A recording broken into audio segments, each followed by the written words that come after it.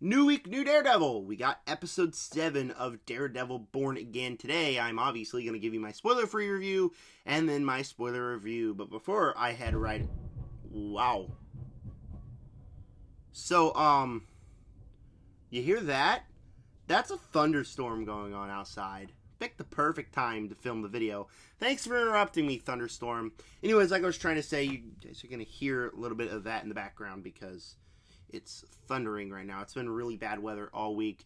But anyways, before I dive into Daredevil Born Again episode 7, again, like I was trying to say, hit the subscribe button and comment down below what are your opinions on Daredevil Born Again. And make sure if you're leaving spoiler, do the spoiler warning and all that, John. And with that said, going into this episode, it's kind of at the part in the series where I'm just kind of realizing, like, this is not Netflix Daredevil. This is not as near as good as any of the good stuff in Netflix Daredevil. It's a good show. It's better than a lot of the Disney Plus stuff, but you could clearly tell that there's so much of a difference, that this is a Disney Plus project instead of just like a Netflix Daredevil like that. It's a very different show, and it isn't as near as good as the original Netflix Daredevil. With that said, best episode since episode 3 by far. This is competing with episode 3 to be my favorite episode. I really did like this episode, and it's getting more increasingly hard to talk about spoilers because I don't really want to spoil anything here. So I'll try not to, and just the best thing I think about this episode so far was that we get Muse, more of Muse. Muse was introduced in episode 6, and I think he was such a cool villain, such a cool concept, and what they do with him here, I actually kind of dug. People on the internet are not liking his plotline here. I thought it was particularly interesting. What they do with him, the aspect that they go down that route, I think is really, really good. Another thing is, this is the first episode in the show where it's fully Daredevil. It's not Matt, it's not him figuring out if he wants to be Daredevil or not. It's him being Daredevil trying to get Muse. That's what this episode is, and it was effective because of that, because it feels more like a classic Daredevil. We get a fight scene in here. The fight scene, again, I can reiterate this again, it's nowhere near as good as any of the Netflix Daredevil fight scenes, but it is a good fight scene. It was entertaining enough. There were some sequences that had me on the edge of my seat. I thought there were some intense parts in here that I thought really worked, because the stuff with Muse, I thought he was a very cool villain. What they do with him was very intense and interesting to me, and I think the end of that plotline was satisfying. I thought it worked for the show. Now, I know a lot of people on the internet are not liking the way his plotline wrapped up. I am not one of those people. I did enjoy his plotline, and I did like the way it wrapped up, and is going to explore it later on in the show. Another thing I really did like about this episode was that it was the one episode that actually felt like we had a story for a season. Rest of the episodes kind of just set up a little things, but it's more just trying to get Matt to become Daredevil again, setting that aspect up. Then we had like the stuff with Kingpin, stuff with Muse, the stuff with White Tiger. We had all of that. This episode feels the most coherent for a TV show. For a TV show that has only 2 episodes left, it feels like we're actually progressing the actual plot, the superhero plot stuff, forward a little bit. And that's what I thought was really effective here, because not only you get the stuff with Muse, but you also get to progress things forward. And the way the episode ended was like, I wish they dropped another episode. I want to click on the next episode right now. Really, no other episode besides episode 3 has done that for me so far in the show, has made me just be like, ooh, I want to see the next one. I want to see the next one, like, right now. The rest of them was just like, okay, yeah, I can wait another week for the next episode. Because it just was never as compelling as Netflix Daredevil, or specifically Netflix Season 3. Or Daredevil Season 3, rather. This is the episode that is progressing the story forward the most. So I really did enjoy this episode. Got off to a shaky start, but as soon as we dive into the Muse stuff, it just got really compelling, and I really did dig it. Here's where I'm going to start going into spoilers. If you haven't seen the episode, go watch the episode before watching this video. And with that in mind, let's dive into spoilers in 3, 2, 1. Bam, spoiler time. The episode, like I said, started off to kind of a bit of a shaky start. It's Matt and his girlfriend Heather, which I haven't really talked about Heather much in this review series so far. I like Heather. I do like Heather. I like the relationship. Wasn't the biggest fan of it from the get-go, but the more that the show goes on, I like the relationship. I like how she's come to play in this show. And I've liked it. I like the relationship. And so it starts off with them having a conversation like, oh, Matt, you got secrets and, you know, you're trying not to get help or anything. Not the strongest, compelling stuff here. The dialogue was a little bit rough, I think, in the very beginning of this episode. Then Kingpin, he talks to Buck, who, I mean, a lot of people, the internet's been blowing up about Buck. I don't remember him from any other episode. This is like the only episode that I remember him from, but he's coming to play here. He had a huge moment in the end of the episode. But he's talking with Buck and one of the other guys about Daredevil and how Daredevil's back. Obviously making up lies. Oh, he's a victim. The victim of vigilante abuse in the city or whatever. Making up that lie. Not the most compelling scene because it just, like I said, the dialogue wasn't that compelling.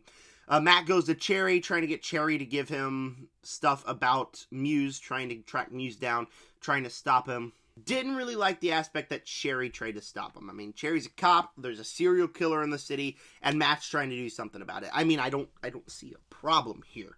The serial killer killed 60 people. I don't see a problem why they're not letting why he's not helping Daredevil stop him.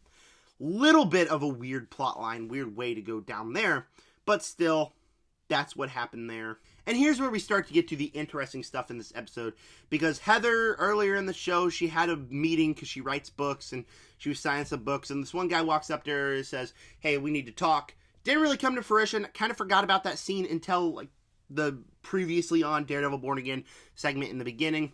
But she has another meeting with this kid, and the whole episode, there's two people I have a feeling that could be Muse. For one, I thought it could be Buck, for some reason, just because he was introduced. And then it was this guy as soon as he showed up on screen. And then it was pretty obvious that he was Muse. And the more you start learning that, oh shoot, she's in the room with Muse. This kid, this really creepy kid, is Muse. It kind of gets kind of intense there. And like, ugh, how's Heather going to get out of this situation? We have some nice gore where he cuts her arm. I don't like knives. I don't like needles. I didn't like that scene. But we have the nice gore here. Made me squirm a little bit. Where I don't know what he was planning to do. I think it was some kind of suicide murder thing, I guess. That's what they said in the end of it. But he was going to kill Heather, probably steal her paint, make an art canvas or whatever. But before he could do anything with Heather, Daredevil, who this is a little bit of a confusing part. Earlier, because obviously Daredevil's blind, he was feeling up her face a little bit. And apparently Muse was drawing pictures of her and felt the picture and was like, oh shoot, that's Heather.